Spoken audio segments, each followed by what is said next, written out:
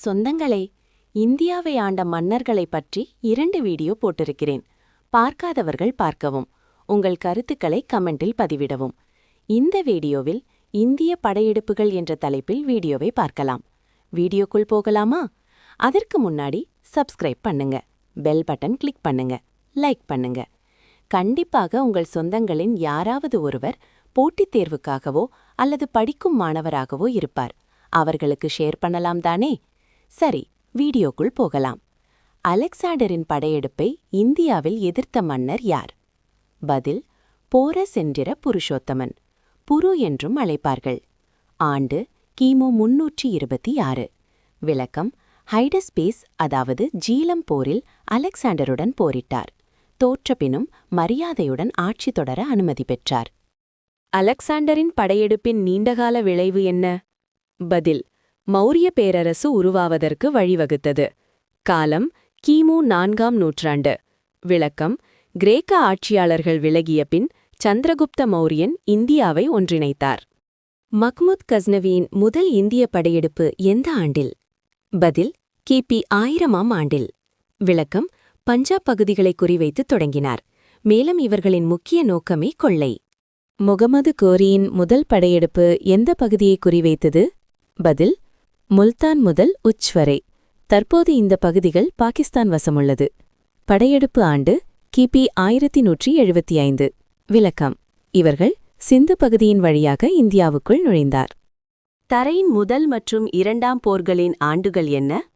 பதில்: முதல் போர் கிபி 1191ஆம் ஆண்டும், 2ஆம் போர் கிபி 1192ஆம் ஆண்டு. விளக்கம்: முதல் போரில் பிருத்விராஜ் வெற்றியும் 2ஆம் போரில் தோல்வியும் அடைந்தார். குறிப்பு: தரையின் என்பது தானேசர் அருகில் அமைந்துள்ள ஒரு இடத்தின் பெயர்.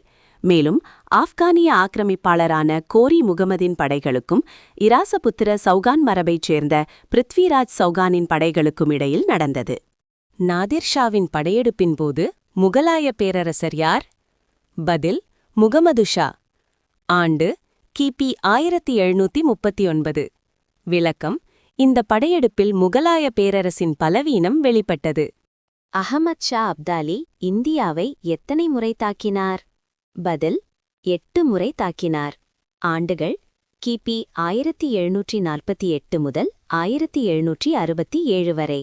விளக்கம்: மராத்திய சக்தியை அடக்குவதே முக்கிய நோக்கம். பானிபட் 3ஆம் போரின் முக்கிய விளைவு என்ன? பதில்: மராட்டிய பேரரசின் அபாரமான வீழ்ச்சியும் வட இந்தியாவில் அவர்களின் ஆதிக்கத்தின் முடிவுமாகும். ஆண்டு: கிபி 1761. விளக்கம்: இதன் மூலம் வட இந்தியாவில் அரசியல் வெற்றிடம் உருவானது. போர்ச்சுகீசியர்களின் முதல் கோட்டை இந்தியாவில் எங்கு கட்டப்பட்டது? பதில்: கேரளாவில் உள்ள கொச்சியில். ஆண்டு: கிபி 1503. விளக்கம்: கடலோர கட்டுப்பாட்டின் தொடக்கம். அல்போன்சோ டி அல்புகர்க் என்பவரால் இந்த கோட்டை கட்டப்பட்டது. இது மானுவல் கோட்டை, அதாவது ஃபோர்ட் இமானுவேல் என்று அழைக்கப்படுகிறது. பிளாசி போருக்கு வழிவகுத்த காரணம் என்ன? பதில்: சிராஜுத்தௌலா மற்றும் ஆங்கிலேயர் மோதல். அதாவது வங்காள நவாப் சிராஜுத்தௌலாவிற்கும் பிரிட்டிஷ் கிழக்கிந்திய கம்பெனிக்கும் இடையே நிலவிய அரசியல் பொருளாதார மோதல்களாகும். ஆண்டு: கிபி 1757. விளக்கம்: வங்காள நவாப் தோல்வியும் அரசியல் ஆதிக்கமும்.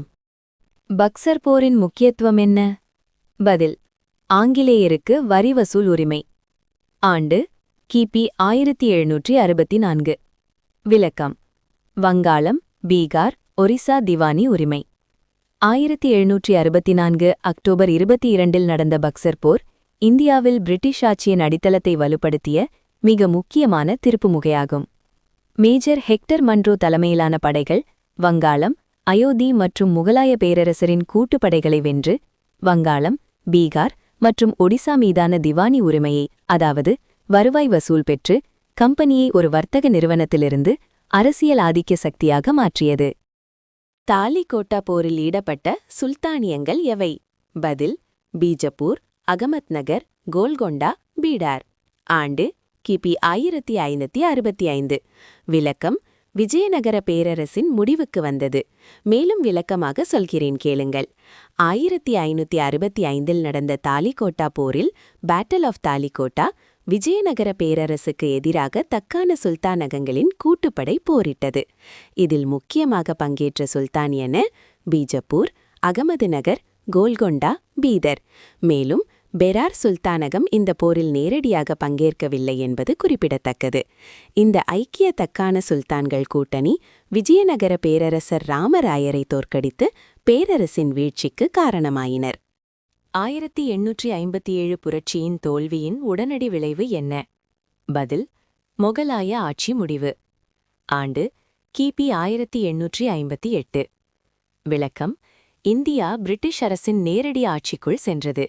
மேலும் கவர்னர் ஜெனரல் பதவி வைஸ்ராய் என்று மாற்றப்பட்டு பிரிட்டிஷ் அரசின் நேரடி பிரதிநிதியாக நியமிக்கப்பட்டார். அலெக்சாண்டரின் படையெடுப்புக்குப் பின் இந்தியாவில் கிரேக்க சாட்ராப் ஆட்சி ஏற்பட்ட பகுதி எது? பதில்: பஞ்சாப், சிந்து பகுதி. ஆண்டு: கிமு 326க்கு பின். விளக்கம்: அலெக்சாண்டர் திரும்பிய பின் கிரேக்க ஆளுநர்கள், அதாவது சாட்ராப்ஸ், ஆட்சி செய்தனர். இதுவே மௌரிய எழுச்சிக்கு வழி. மேலும் இந்திய நிர்வாகம் நேரடியாக பிரிட்டிஷ் ராணியின், அதாவது கிரவுன், கட்டுப்பாட்டின் கீழ் கொண்டுவரப்பட்டது ஆகும். அலெக்சாண்டரின் படையெடுப்பை நிறுத்திய உடனடி காரணம் என்ன? பதில்: ஹைபாசஸ், அதாவது பியாஸ் நதியில் படையெதிர்ப்பு. ஆண்டு: கிமு 326. விளக்கம்: இந்தியாவின் பெரும் படைகள் பற்றிய பயம் மற்றும் நீண்ட பயணம் காரணமாக. சக குஷானர் படையெடுப்பின் முக்கிய நீண்டகால விளைவு என்ன? பதில்: இந்திய மத்திய ஆசியா கலாச்சார கலப்பு. காலம்: கிமு 1 முதல் கிபி 2ஆம் நூற்றாண்டு வரை. விளக்கம்: இதன் மூலம் காந்தார கலை, நாணய முறை வளர்ச்சியடைந்தது. மஹ்மூத் கஸ்னவியின், அதாவது முகமது கஜினி, முகமது படையெடுப்புகள் ஏன் நிரந்தர ஆட்சிக்கு வழிவகுக்கவில்லை? பதில்: கொள்ளையே பிரதான நோக்கமாக இருந்தது. ஆண்டுகள்: 1000 முதல் 1027 வரை.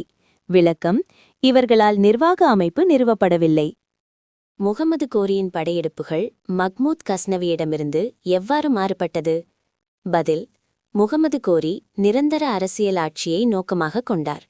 காலம்: 1175 முதல் 1206. விளக்கம்: டெல்லி சுல்தானியத்துக்கு அடித்தளம்.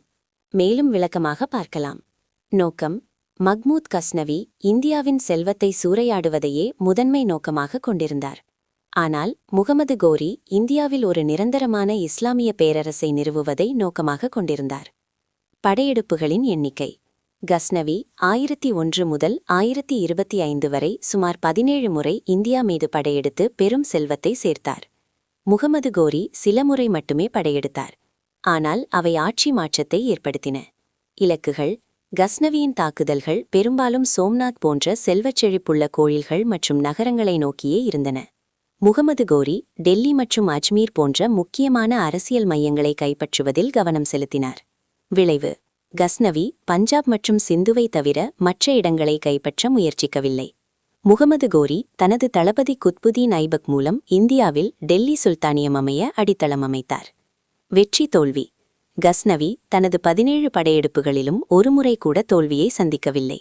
முகமது கோரி முதல் தராயின் போரில் பிருத்விராஜ் சௌகானிடம் தோல்வியடைந்தார். பின்னர் 2வது போரில் வெற்றி பெற்றார்.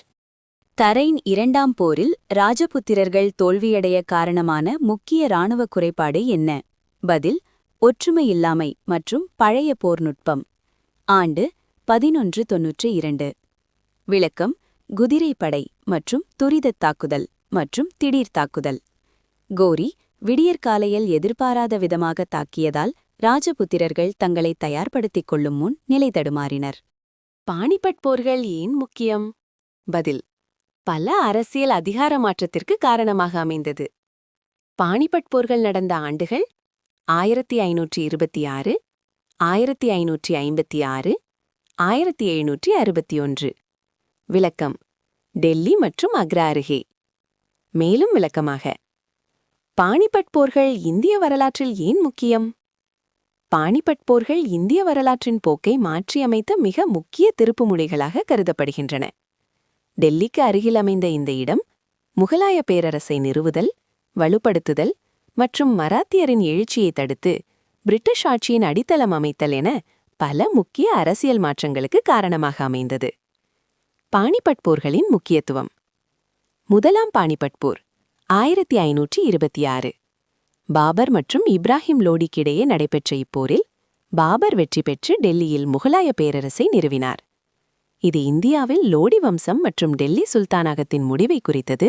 மேலும் நவீன ஆயுதங்களை, பீரங்கிகளை பயன்படுத்திய முக்கியமான போராகவும் இது திகழ்ந்தது. இரண்டாம் பானிபட் போர் 1556. அக்பரின் படைகளுக்கும் பைராம் கான் தலைமையில் ஹேமுவுக்கும் இடையே நடைபெற்ற இந்த போர் முகலாய பேரரசை இந்தியாவில் மீண்டும் வலுப்படுத்தியது. மூன்றாம் பானிபட் போர் 1761. மராத்திய பேரரசுக்கும் ஆப்கானிய ஆட்சியாளர் அகமது ஷா துரானிக்கும் இடையே நடந்த இப்போரில் மராத்தியர்கள் தோல்வியடைந்தனர். இந்த தோல்வி மராத்தியர்களின் வட இந்திய ஆதிக்கத்தை குறைத்து இந்தியாவில் ஆங்கிலேய கிழக்கிந்திய கம்பெனியின் ஆட்சி வலுப்பெற வழிவகுத்தது. நாதிர்ஷாவின் படையெடுப்பு முகலாய பேரரசை எவ்வாறு பலவீனப்படுத்தியது? பதில்: பொருளாதார மற்றும் இராணுவ சிதைவு. ஆண்டு 1739. விளக்கம்: பிராந்திய சக்திகளால் மைய அதிகார வீழ்ச்சி.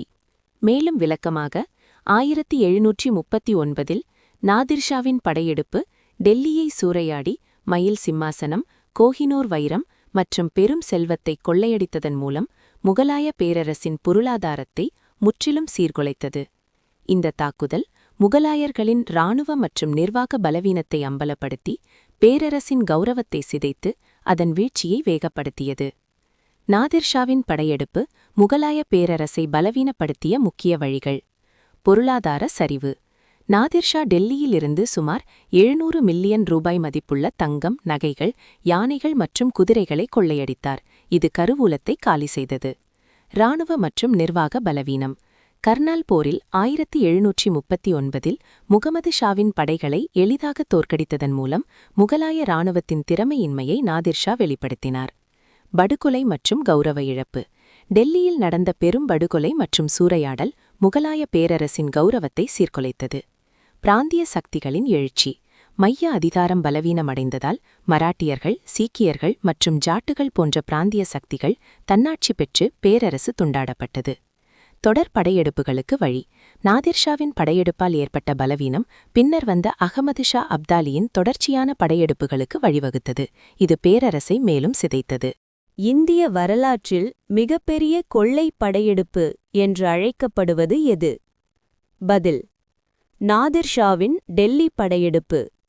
ஆண்டு 1739.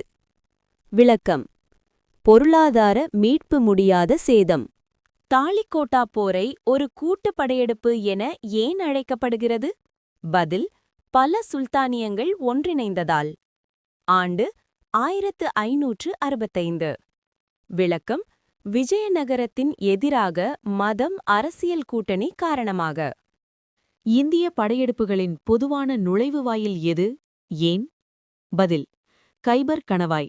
விளக்கம்: இது ஒரு இயற்கை பாதை, அதாவது இமயமலை பிரதேசம் வடக்கு எல்லையை பாதுகாத்ததால் வடமேற்கிலிருந்த மலைப்பாதைகள் மட்டுமே படையெடுப்பாளர்கள் இந்தியாவுக்குள் நுழையக்கூடிய எளிதான தரை வழிகளாக இருந்தன.